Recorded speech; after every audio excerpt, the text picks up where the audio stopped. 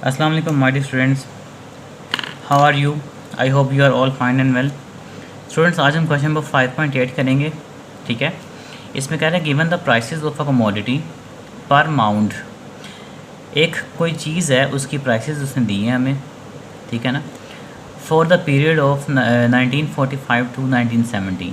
ये हमारे पास time period है, यहाँ से लेके यहाँ तक का हमारे पास डाटा जो है वो हमें गिवन है, जो कि हमने ये यहाँ पे देखें, ये टॉप पे।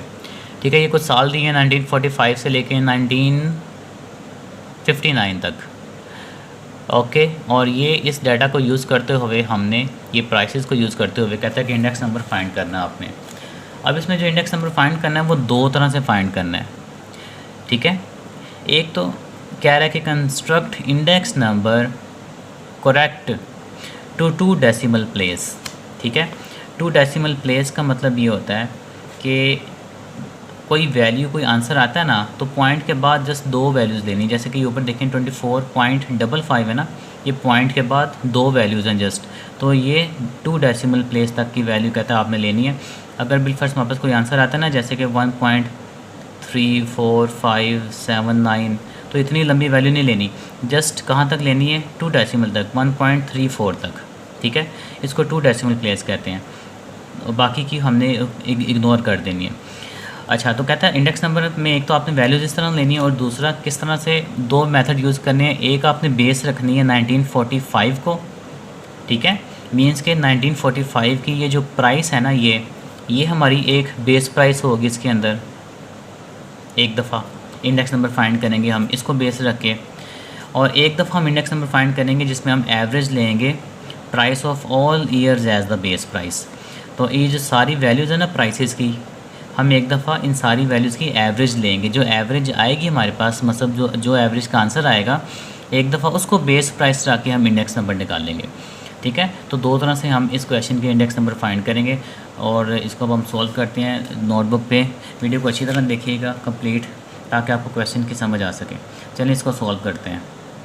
जी स्टूडेंट्स, इस गिवन डाटा को यूज़ करते हैं और अब अपनी इंडेक्स नंबर जो है वो फाइंड करते हैं। और 2 तरह से मैंने कहा था ना, क्वेश्चन में भी हमने पढ़ा कि 2 तरह से इंडेक्स नंबर फाइंड करने, इसलिए मैंने उसके लिए 2 कॉलम्स ड्रॉ किए हैं। ठीक है, फर्स्ट कॉलम में हम जो इंडेक्स नंबर फाइंड करेंगे, उसमें हमने जो बेस रखनी है, जो हमारी बेस है, जो बेस प्राइस है, ठीक है ना, मैं हाल ही यहाँ पे बेस का वर्ड यूज़ कर रहा हूँ, वो हमने रखना है 1945 की प्राइस को। ठीक है, अब मैंने बेस के साथ ये 1945 लिखा है, इसका मतलब ये नहीं है कि आपने पी नोड की जगह 1945 लिखना है।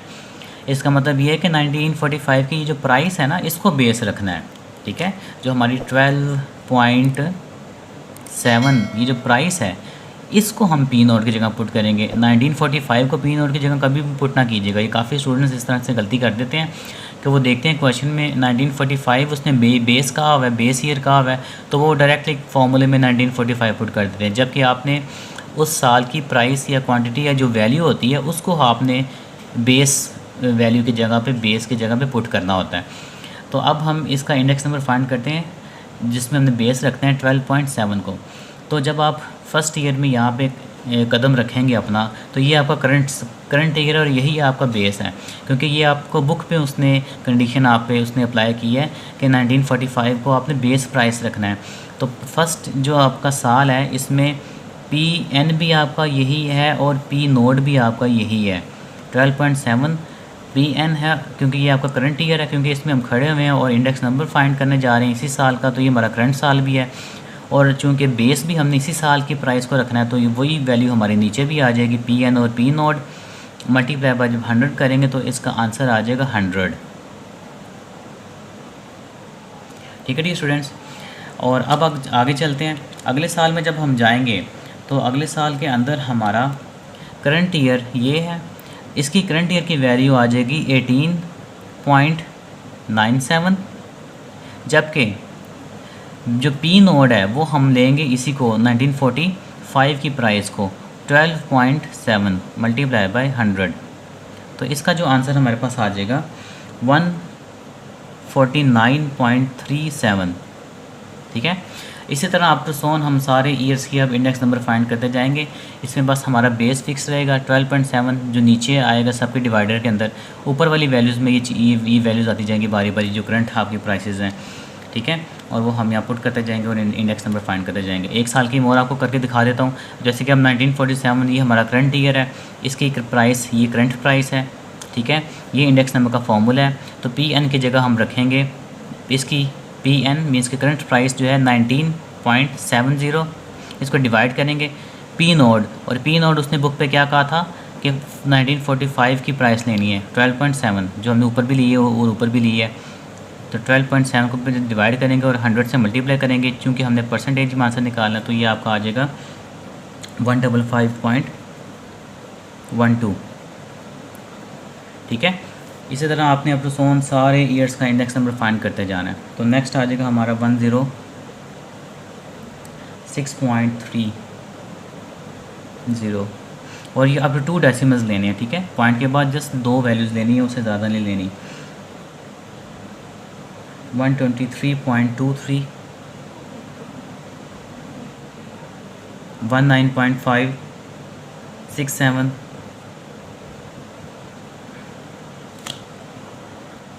जल्दी से वैल्यूज़ को स्किप किया मैंने ताकि आपका टाइम सेव हो जाए। और हमारी लास्ट है 255.12। तो ये जो हमारे index number my dear students निकल आए हैं, ठीक है। ये हमारा फर्स्ट पार्ट हमारा सोल्व हो गया है, जिसके अंदर हमने इंडेक्स नंबर फाइंड किए हैं 1945 की प्राइस को बेस रख के, ठीक है। हमने सारे इंडेक्स नंबर फाइंड कर लिए।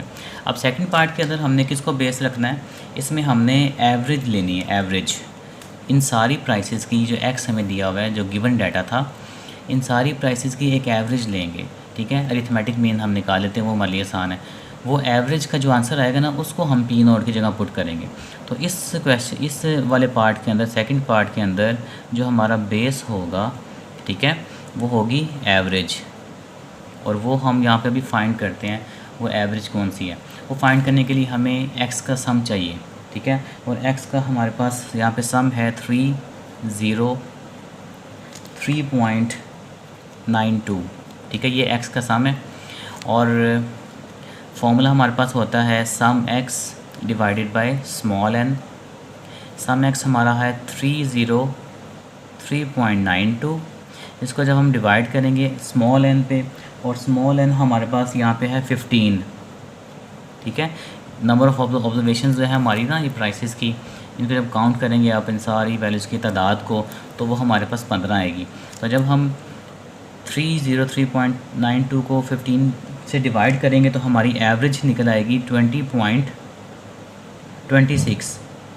तो ये जो 20.26 है, ये एवरेज हमने अब बेस रखनी है अपने सेकंड पार्ट में इंडेक्स नंबर फाइंड करने के लिए, ठीक है। तो इसमें हम जो बेस वैल्यू यूज़ करेंगे वो हम यूज़ करेंगे 20.26 और अपना इंडेक्स नंबर फाइंड करते जाएंगे। सिंपल, बाकी सारा मेथड वही है, फार्मूला वही है, बस बेस वैल्यू हमारी यहाँ पे चेंज हो गई है। यहाँ पे हमारी 12.7 थी, ठीक है, जो उसने कहा था कि आपने 1945 की प्राइस लेनी है, और यहाँ पे उसने हमारी बेस जो है वो 20.26 है, जो कि उसने कहा था कि आपने एवरेज लेनी है ऑल प्राइसेस की एज बेस। तो चलें इंडेक्स नंबर फाइंड कर लेते हैं जल्दी से। फर्स्ट हम कैसे निकालेंगे, 1945 ये हमारा करंट ईयर है, ठीक है। तो इसकी वैल्यू हमारी करंट प्राइस हो जाएगी 12.7 और डिवाइड करेंगे आप अपनी इस बेस से। ये जो है हमारी 20.26 मल्टीप्लाई में जब 100 से करेंगे तो हमारी जो है फर्स्ट मतलब जो ईयर है 1945, इसका इंडेक्स नंबर यहाँ पे निकल आएगा, जो कि है 62.69, ठीक है। और ये भी आपने 2 डेसिमल्स तक लेनी है, मतलब पॉइंट के बाद जस्ट 2 वैल्यूज़ लेनी है, 3 या 4 नहीं लेनी, ठीक है। तो अब इसी तरह सारे इंडेक्स नंबर हम फाइंड करते जाते हैं अप टू सो ऑन। अगला भी हमारे पास 1946 की ये हमारी करंट है, तो 18.97 डिवाइडेड बाय ये हमारी ऊपर बेस है। बेस अब हमारी यही रहेगी, बेस अब आपने चेंज नहीं करनी। 20.26 इंटू 100,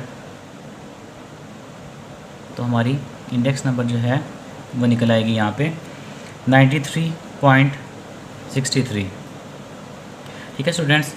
तो अब आपकी बेस जो है ये फिक्स रहेगी, जो कि 20.26 है। और अब अपने करंट वैल्यूज़ को ऊपर रखते जाना है और बेस को नीचे रख के डिवाइड करते जाना है और अपना इंडेक्स नंबर निकालते जाना है। तो चलिए मैं जल्दी से जो है वो नोट डाउन कर लेता हूँ सारी वैल्यूज़ को, थोड़ा सा स्किप करता हूँ और फिर हम आगे चलते हैं। 124.63 एंड 159.92। ठीक है स्टूडेंट्स, तो ये हमारी जो है वो सेकंड पार्ट के इंडेक्स नंबर हमने यहाँ पे फाइंड आउट कर लिए। अच्छा, ये यहाँ पे एक चीज़ बतानी है कि ये जो सारे आंसर्स मैंने यहाँ पे निकाले हैं ना, ये आपकी जो टेक्स्ट बुक पे बैक पे आंसर्स दिए हुए हैं ना, ये उनसे मैच नहीं करेंगे क्योंकि वहाँ पे मिस प्रिंटिंग हुई है थोड़ी सी। तो आप लोग कंफ्यूज ना हो जाइएगा कि सर के आंसर्स जो हैं वो डिफरेंट आ रहे हैं और बुक पे डिफरेंट है। तो ये आंसर्स बिल्कुल ठीक हैं, एक्यूरेट हैं, कैलकुलेटेड हैं, आप इनको चेक कीजिएगा। और जो बुक पे आंसर्स हैं वो समटाइम्स इस चैप्टर के अंदर काफ़ी क्वेश्चंस हैं उनके आंसर मिस मैच करेंगे। ठीक है, वो बुक की जो प्रिंटिंग है ना उसमें कोई गलती हुई है, उनसे आंसर्स को जो है ना वो मिस प्रिंट किया हुआ उन्होंने। और बाज़ दफ़ा शायद ये भी हो सकता है कि वैल्यूज़ को राउंड ऑफ ना किया हो, उन्होंने टू डेसिमल्स ना लिया हो, इसलिए वो आंसर्स मिस मैच हो रहे हों।